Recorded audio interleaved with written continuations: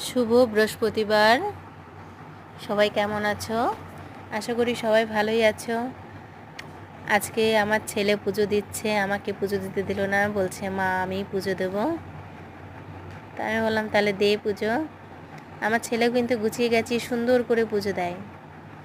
ও আগেও অনেকবার পুজো দিয়েছে, ও পুজো দিচ্ছে দেখো সুন্দর করে গুছিয়ে।